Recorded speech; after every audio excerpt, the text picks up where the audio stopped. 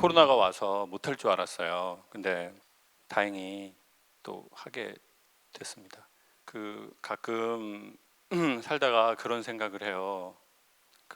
제가 열등감이 되게 심했던 적이 있었거든요. 사람은 자존심하고 자존감을 잘 구분 못하는 때가 있는 것 같아요. 제 경우에는 그랬던 것 같아요. 자존심은 쉬운 말로 하면, 제 표현으로는 내가 잘났다는 느낌인 것 같아요. 뭐 그런 거 있잖아요. 나 장난 아니야, 뭐 이런 거. 그러니까 어느 날 보면은, 살다가 보면 나 되게 장난 아니었고 대단했는데 내가 아무것도 아니라는 걸 발견하는 때가 있거든요. 제가 여대 이제 몇 년 강연을 나가면서 여학생들의 고민을 받은 것 중에 하나가 뭐냐면요, 외모에 대한 거예요. 그래서 엄마가 학교 다닐 때 계속 우리 딸이 세상에서 제일 예뻐 제일 예뻐 이렇게 키운 거예요. 근데 이제 여대로 왔네요. 수천 명 있는 곳에. 자기가 예뻐요? 혼자나 둘셋 있으면 모르거든요. 그리고 그 동네에 있으면 또 몰라요. 근데 이제 전국구가 모이면 알게 돼요. 내가 그렇게 탁월하게 예쁘지 않다는 걸. 공부도 마찬가지예요. 서울대학교 경영대학원이 열등감이 제일 심하다는 통계를 뉴스에서 본 적이 있어요. 저는 공고 나왔거든요. 이제 공고는 공대가 아니고 공고를 나왔어요. 그래서 공고는 열심히 하면 6개월 안에 전교 1등 할 수 있어요. 마음 먹으면요. 근데 보통 마음을 먹지 않고 졸업을 하거든요. 그래서 항상 내가 공부 못해도 그렇게 마음 아파하지 않아요. 마음만 먹으면 6개월 안에 전교 1등 할 수 있다는 자신감이 있어요. 공부 못한다고 기죽지 않고 공부 잘한다고 거만하지 않아요. 우리는 그런 사회를 뭐라고 부르죠? 유토피아라고 불러요. 그런 거 들어보셨죠? 뭐 미스 코리아 대회 마지막 파이널에 2명 올라가면 묻잖아요. 뻔한 거. 누가 됐으면 좋겠어요? 아, 옆에 언니가 됐으면 좋겠어요. 근데 이 언니 담배 많이 펴요. 막 이러는단 말이에요. 어떻게든 그 언니를 별것도 아닌 걸로 깎아서. 그게 사람 마음에 있나요, 없나요? 있죠. 나 이대는 안 나왔지만 난 똥배는 나왔어. 이렇게 뭐라도 하나 캄프라치를 하려는 게 인간의 마음에 있어요. 네. 나 공부 못했지만 난 종교가 있어. 네? 나 사회적으로 힘은 없지만 나 자존심은 진짜 대단해. 근데 되게 이상적인 세계는 나보다 잘한 사람이 인정이 되고 나보다 잘한 사람을 좋아하는 거예요. 꽃을 질투할 필요는 없잖아요. 자, 꽃이 예쁜데 내가 그 꽃의 수혜를 받으려면 어떻게 하는 게 수혜를 받는 거예요? 꽃을 보고 예쁘고 좋아하는 거예요. 그럼 내가 수혜자가 되는 거예요. 근데 꽃 보고 얼마 못 가? 쟤네 잘렸잖아 이미. 나는 색깔은 없어도 나무야. 난 저런 꽃 같은 년들, 또 꽃 같은 친구들, 이런 꽃 같은, 누가 젊었을 때 그렇게 안 예뻤던 년 있냐? 이렇게 하면서 그 꽃을 질투할 필요는 없는 거죠. 그게 내가 수혜를 받는 거예요. 자, 근데 우리가 안 좋아지면 나보다 잘하고 나보다 예쁜 거는 인정이 안 돼요. 그리고 나보다 못하는 사람을 만나면 어떻게 될까요? 무시가 된다고요. 지금 여러분 표정이 무시 많이 해본 표정이에요. 이렇게 무시, 별것도 아닌 것들이 있어. 어디서 사리를 틀고 있어? 무시 많이 해보면 얼굴 표정은 딱 티가 나잖아요. 그러니까 나보다 못하면 무시라고, 나보다 잘하면, 나보다 돈 많이 벌면 저것들은 다 도둑질 해가지고 부자 됐다고 얘기하고. 그거는 사실은 외부 세계를 무시하거나 인정하지 못하는 게 아니라 누구를 인정하지 못하고 무시하는 거예요? 자기 자신이 뭔가를 잘했을 때 인정이 안 되고, 내가 뭘 못하면 나한테 되게 가학적으로 아주 매몰차게 대하는 사람이 있어요. 남한테는 되게 관용적인데 자기가 잘못한 것에 대해서는 되게 가학적인 사람이 있어요. 냉철하고. 여러분은 한 어느 정도인지 알고 싶은데, 강사님, 저는 남한테는 좀 관용도 베풀고 이해도 많이 해주는데 내가 뭘 잘못하거나 실수했을 때는 되게 아주 예민하게 반응을 하고 매몰차게 나를 몰아치는 것 같아요. 제가 그런 성향이 좀 있네요. 라고 하는 분 손 한 번만 살짝 들어봐 주세요.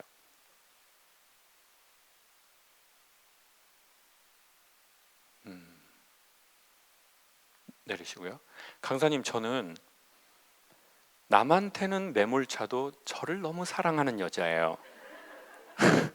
저는 저에게 관용과 인내와 사랑, 용서, 자비, 온유 이거를 베풀지만 남편 이 새끼가 조금만 잘못하잖아요. 전 전기 채찍을 들러버려요. 그리고 그 놈의 종자도 마찬가지예요. 자, 손 한번 들어보세요. 한 분, 두 분, 세 분, 네 분, 네 분이 계시네요. 그래도 여러분 네 분은 좀 희망이 있는 분들이에요. 왜요? 본인이 그걸 인지하고 인식도 하고 인정도 한 거예요. 여기에서 수정을 안 하면 배째라예요. 그리고 지금 나머지 손 안 든 분들, 사실 이분들이 가장 애매모호하고 사회적으로 아주 문제를 잠재적으로 갖고 있고 지가 누군지를 모르거나 아니면 지를 인정을 안 하거나 지를 인정할 힘도 없거나, 그리고 어떤 분은 야, 네가 묻는다고 대답해야 되니? 나 44,000원 냈어. 내가 왜 너 시키는 대로 손 들고 말아야 돼? 이따가 샤넬백이나 하나 살고 갈 거야. 아주. 자, 근데 뭐 우리는 이게 되게 중요한 게 내가 어떤 성향인지를 아는 것도 중요하잖아요. 그리고 나는 어느 쯤에 있는가? 근데 제가 자존심이 되게 센 사람, 자존감이 낮은 사람은 사실은 이게 최악의 케이스예요. 그러니까 근데 인간은 어차피 자아 존중감이 낮으면 자기를 보호하려고 자존심에 방패가 생깁니다. 그냥 지낼 수는 없잖아요. 우리를 뭔가 보호해 줄 게 필요하거든요.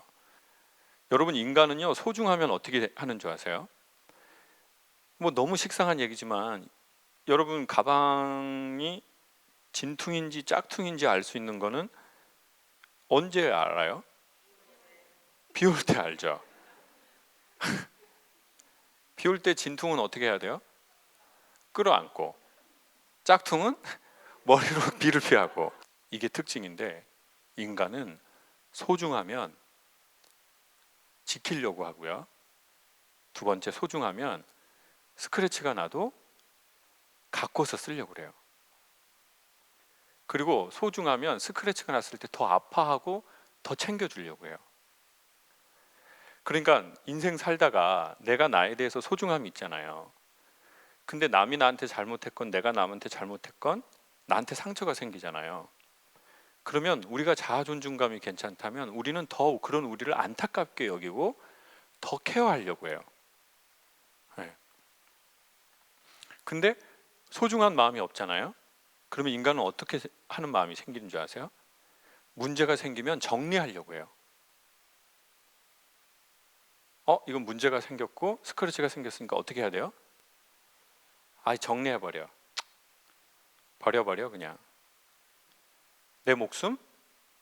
내 삶? 버려버려. 그때 우리가 제일 많이 하는 문구가 뭐죠? 이번 생은?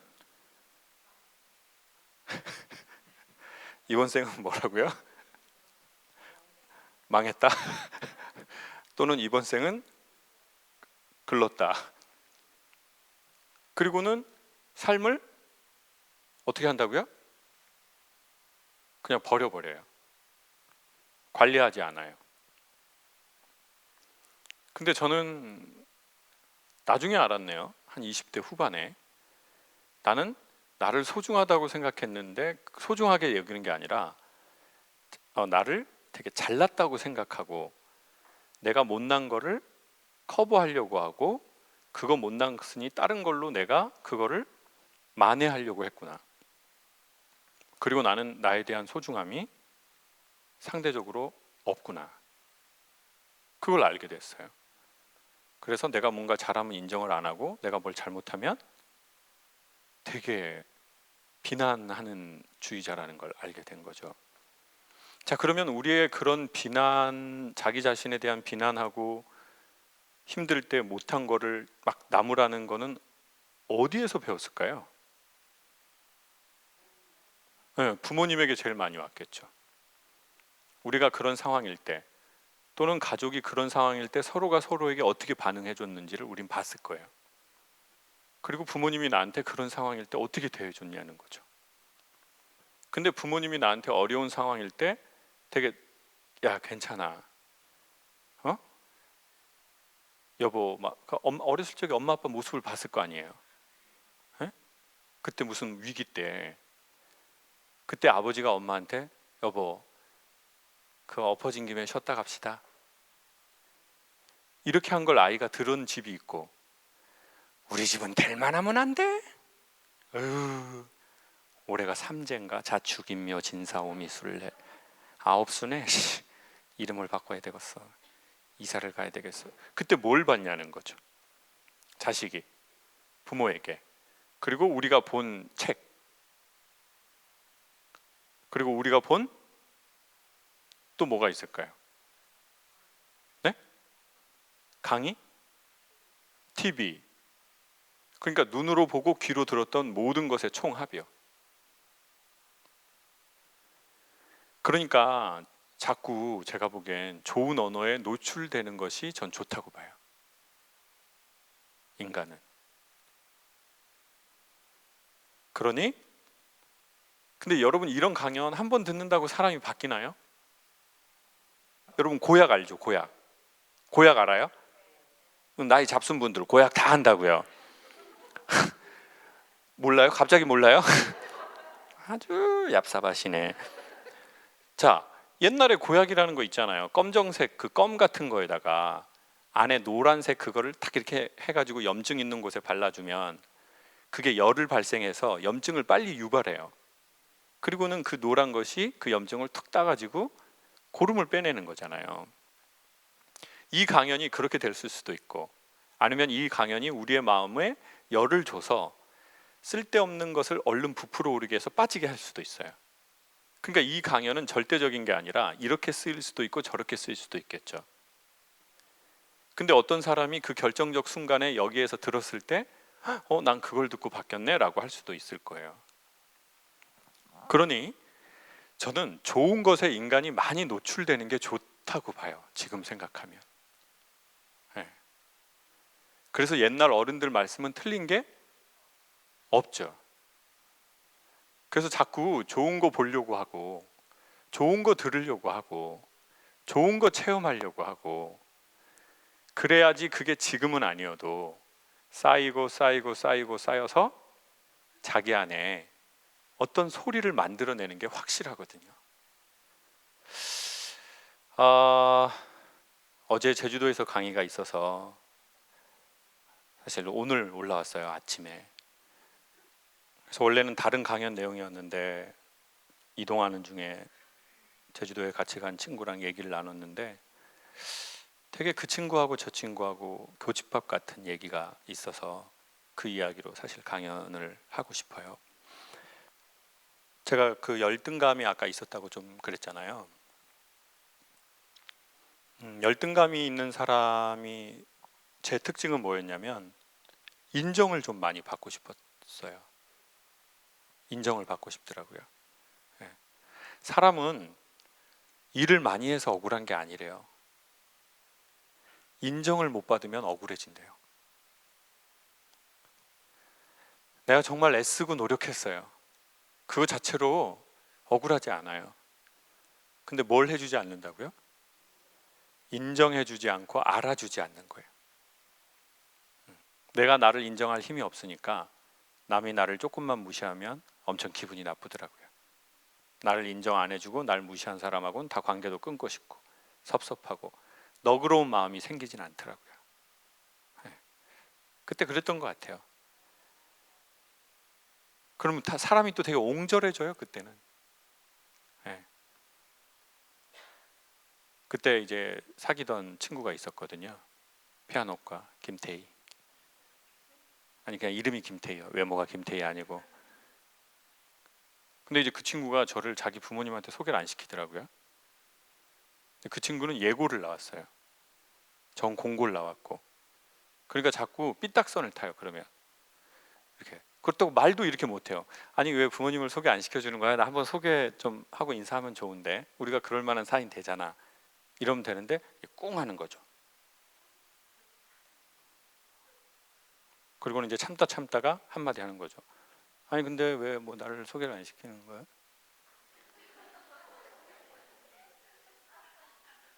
응? 그렇지. 내가 자격이 없으니까.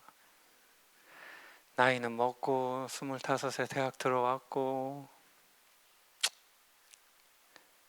그냥 뭐 성악가니까 소개 안 시키는 거겠지.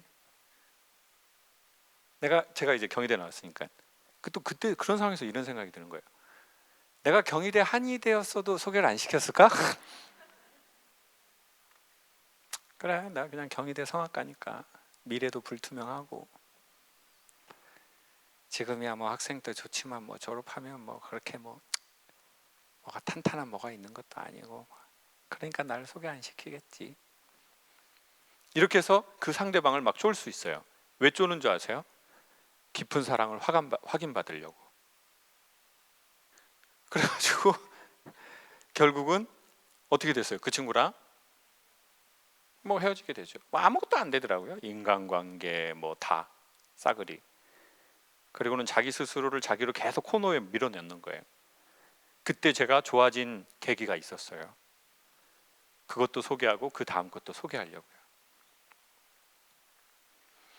야구 선수 중에 장훈이라는 사람이 있어요. 일본에서 태어난 사람인데요. 근데 제일동포였는데 그 사람이 야구를 너무 잘하니까 일본에서 그때 당시에 귀화를 하라고 했대요. 좋은 대우를 해주겠다 이거죠. 한국은 70년 전후에 되게 경제적으로 어려웠으니까.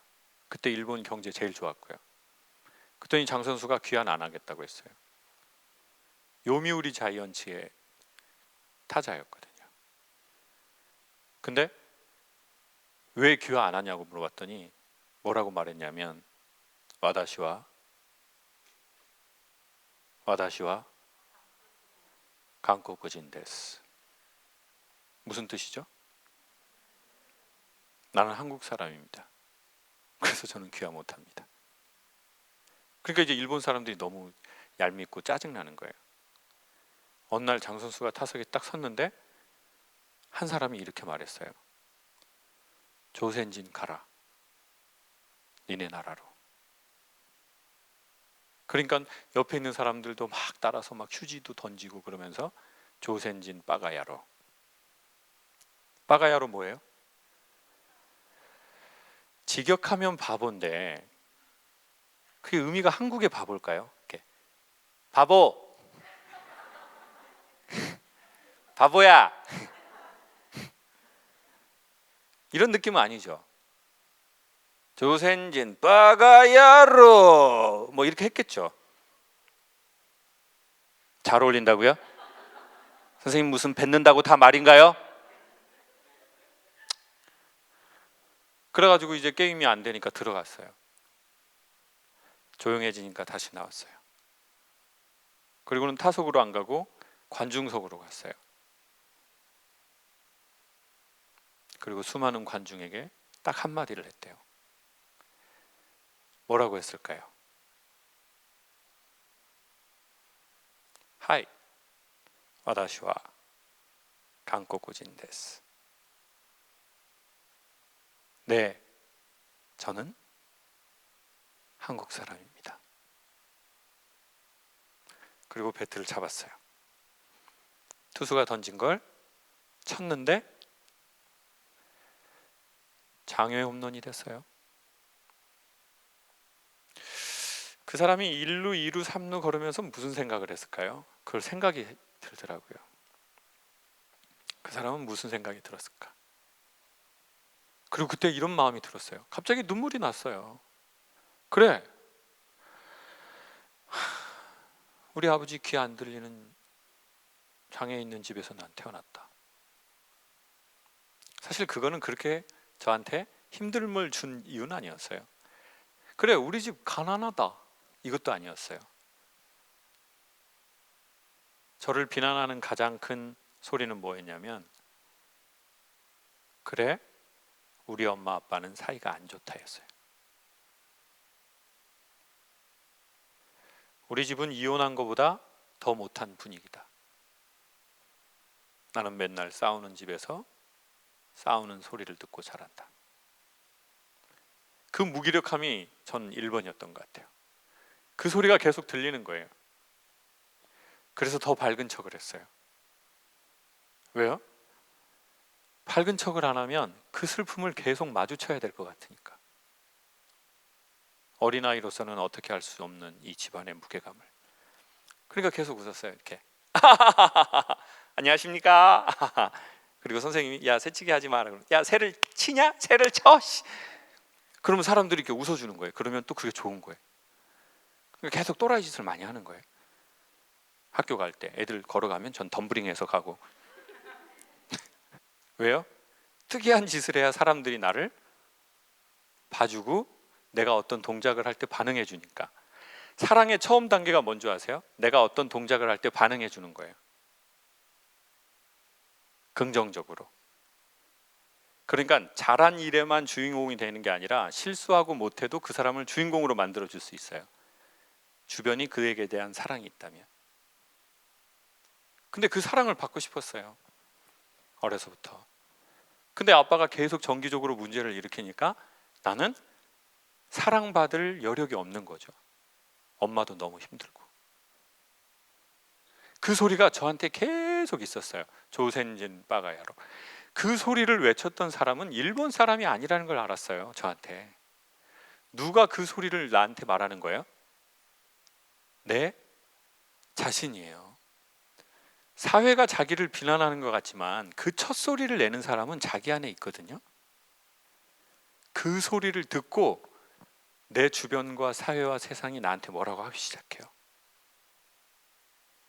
그 소리가 안 들리잖아요. 그 첫 소리를 외치는 사람이 없잖아요.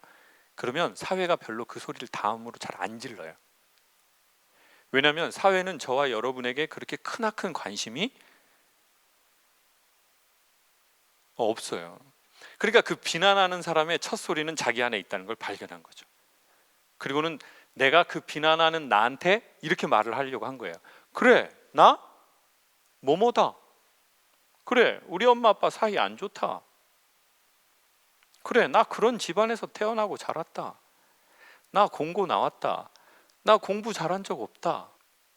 그거를 딱 말하고 내 인생 타석에서 나는 멋지게 안타 한번 때려야지 라고 생각을 했고, 그걸로 실제 인생이 바뀌었어요. 그래서 좋은 일이 그 이후 10년, 20년 동안 엄청 많이 생겼어요.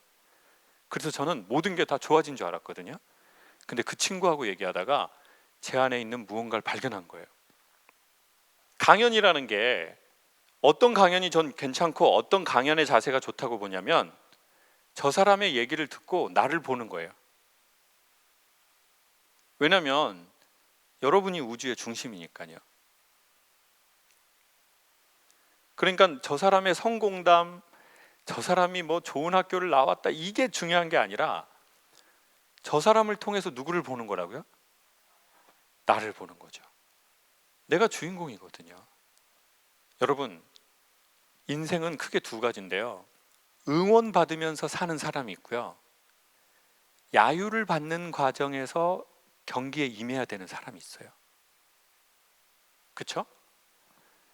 어려서부터 부모가 응원하고 지지하고 격려하고 우리 딸 최고, 넌 잘할 수 있어, 이런 과정에서 자기의 인생의 타석에 선 사람이 있고, 반복되는 비난과 야유와 이런 걸 하는 데서 맨날 타석에 선 사람이 있거든요. 그걸 경기장에서는 뭐라고 해요? 그 스포츠 같은 거, 야구나 축구는 돌아다니면서 하죠, 지역을. 그래서 무슨 이점이 있다고 그래요? 홈 그라운드. 항상 홈 그라운드에서 인생의 경기를 하는 사람들이 있어요. 지지해 주는 사람이 많은 환경에서 게임하는 사람들. 아버지가 지지해 줬고 엄마가 지지해 줬고 종교가 자기를 또 막 지지했고, 대부분 여쭤보면 우리는 긍정적인 퍼센테이지보다 응원하지 않은 상태이거나 야유를 퍼붓는 상태에서 자기의 인생의 타석에서 한 경우가 좀 많은 것 같아요. 그리고 되게 또 놀라운 사실이 뭔지 아세요? 그런 사람들이 자기의 결핍을 에너지로 추진력이 엄청난 경우가 많다는 거예요. 그러니까 제가 보기에 사랑은요, 폭발력이 초반에는 그렇게 크지 않아요. 오히려 결핍이 더 커요. 내가 인정받지 못한 거, 화난 거, 욕구 불만인 거, 그런 에너지가 훨씬 초반에 강력하게 빵 하고 자기의 삶을 추진하죠. 그래서 대부분의 흔히 말하는 사회적 표현으로 성공을 한 사람들의 대부분을 보면 자기의 그런 결핍을 추진으로 이용한 사람들이 되게 많습니다. 근데 문제는 뭐냐? 추진력이 너무 강력하다 보니 방향성을 상실한 경우 1번. 2번은 결핍을 에너지로 또는 나에 대해서 무관심과 무애정에 대한 나의 그 안타까운 마음으로 추진하는 우리의 경우들은 이상한 메탄가스가 나온다는 거예요. 삶에. 네. 그 여러 가지 중에 몇 가지를 발견했는데 그게 뭐냐면요, 제 경우와 그 친구의 경우는 행복이 불안한 거예요.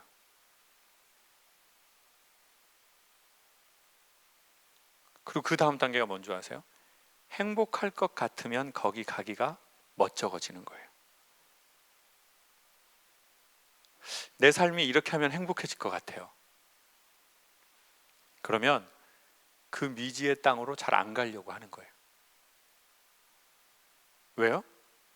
이유는 몇 가지가 있어요. 1번, 인간은 자기가 이때까지 살아온 자존과 공존의 관성이 있잖아요.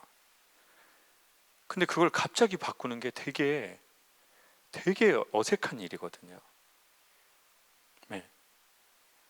대단한 용기와 결단이 있지 않으면 자기의 삶으로 받아들이기가 쉽지가 않아요. 사람은 하던 대로 해야 편안해 하거든요. 그러니까 옷도 입던 대로 입어야지 편안해요. 그래서 콩쿨 같은 거 갈 때요, 예체능한 사람들을 보면요, 옷 화려하게 안 입고 가려고 그래요. 최대한 자기가 평상시 입고 다니던 거, 그냥 거기에 신경 안 쓸 거, 옷에. 안 그러면 그거에 조금이라도 신경 쓰면서 그 오디션에 영향을 받는 경우가 되게 많거든요. 그리고는 그걸 자연스럽다고 착각하는 거예요. 사실은 그거는 100% 자연스러움이 아닐 수도 있거든요. 익숙해짐이나 길들여짐일 수도 있어요. 그리고 또 하나, 두 번째는 뭘 발견했냐면요, 응원하지 않는 가운데서 힘을 냈잖아요. 거기에서 사업 성공하고 공부하고 뭘 했단 말이에요. 무관심해. 엄마 아빠한테 인정받을 거야, 이런 마음이 들 수도 있고, 아니면 나 보여줄 거야, 나 정말 장난 아니라는 걸, 나 진짜 정말 나 잘 컸다는 거 보여드릴 거야, 그런 마음이 생길 수 있어요, 우리 안에. 근데 문제가 뭐냐, 내가 그걸 근원으로 해서, 결핍을 근원으로 해서 돈 번 사람이 있어요. 결핍을 근원으로 해서 실력을 쌓고 성공한 사람이 있어요. 근데 문제가 뭐냐, 이제 내가 여유로워지고 행복해지고 마음이 풍요로워지면 성과가 안 날 것 같은 거예요. 그러니까 불안한 게 있어요. 왜요? 이때까지 계속 메탄가스, 안 좋은 가스가 나는 어떤 그 결핍이라는 걸 주제를 태워가지고 내 삶을 추진해가지고 막 돈도 벌고 막 강연도 하고 막 유명해지기도 하고, 뭐 누구는 뭐 자기 실력을 엄청 쌓았고, 뭐 누구는 집안 빚 다 갚고, 뭐 막 그거 했을 거 아니에요, 우리가. 근데 이제 행복하면 안 될 것 같은 거예요, 자기 일이. 그러면 인간은 어떻게 되냐? 좋은 자리를 잘못 잡으면 두 가지로 되는데, 첫 번째는 극단적 쾌락주의자가 되든, 아니면 계속해서 행복을 불안해하는 그런 사람이 되어버리는 거예요. 저기에 가면 저쪽 삶을 살면 행복해질 것 같아. 그러면 이제 멋쩍머쩍해지는 거죠. 혹여나 결핍을 에너지로 쓰셔가지고, 무관심을 에너지로 쓰셔가지고 에너지 써서 그걸로 지금의 우리의 뭔가를 추진했어요. 돈도 벌고 어른도 되고 가정도 꾸리고. 근데 그걸 하려는 최종적인 목적은, 저는 뭐 너무 식상한 단어지만 행복이나 평안이라고 보거든요. 마음이 편안한 거, 종종 즐거운 거, 만족감. 근데 그게 불안할 수 있다면 이제는 우리가 우리에게 이렇게 말해줘도 된다는 거죠. 너도 가끔은 행복해도 괜찮아. 근데 여기에서 이렇게 말하면 오히려 더 효과가 없어요. 너도 행복해도 괜찮아. 그 말은 오히려 더 행복을 못 받아들여요. 그러니까 앞에 한 말을 집어넣은 거예요. 너도 가끔은 행복해도 괜찮아. 너도 가끔은 여유 있게 살아도 괜찮아. 행복을 너무 불안해하지 마렴. 여러분, 인간은 시간이 그리 길지 않습니다. 오래 살면 90입니다. 자기 무릎 건강하게 걸어 다니는 날. 그러면 이제 저와 여러분은 몇 년이 남았는지 예측할 수 있습니다. 샤넬이 그런 얘기를 했습니다. 럭셔리의 반대는 천박함이 아니다. 럭셔리의 반대말은 흔한 것이다. 그러면 세상에 가장 귀한 것 중에 하나는 시간입니다. 얼마 안 남았거든요. 사랑받고 살건 이별을 경험했건, 영향력이 있건 없건, 외모가 어떻건, 사회적 지위가 무엇이건, 그런 것과는 비교할 수 없을 만큼 인간의 시간이 짧고 귀하다는 거죠. 그래서 우리를 좀 케어했으면 좋겠다는 마음이 드는 거죠. 아플수록. 그러니 사고로 접근하는 겁니다. 너도 이제는 가끔은 행복해도 괜찮아. 그러면 이제 행복을 맛보기 시작하잖아요. 그럼 맛본다고 야 행복 완전 좋다 이러지 않아요.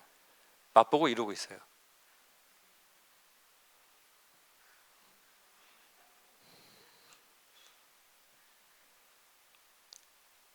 그리고 한 번 맛보잖아요. 인간은 기억해요. 세상에 좋은 거를. 그러면 다시 또 이렇게 오게 돼 있어요. 그때 말을 이렇게 하지 마세요. 그래, 너도 이제 행복하게 살자. 그러면은요 오히려 더 역반응이에요. 그래서 또 다시 그 한 단어를 붙인 거예요. 뭐예요 그게? 가끔은, 종종. 그래야 불안에 길들여진 마음이 안심하고 조심히 이렇게 다가오거든요. 네. 갑자기 행복해지려고 하지 마시고, 나 이제 고생 많았으니까 갑자기 나 이제 행복해져야지. 그러지 말고 우리 마음에게 결핍을 에너지로 여기까지 왔다면 너도 이제 가끔은 행복해도 괜찮다. 너도 가끔은 편안해도 괜찮다. 너도 가끔은 여유롭게 앉아 있어도 괜찮다. 라는 눈길로 바라봐주고 말도 한번 해주시면 좋을 것 같아요. 감사합니다.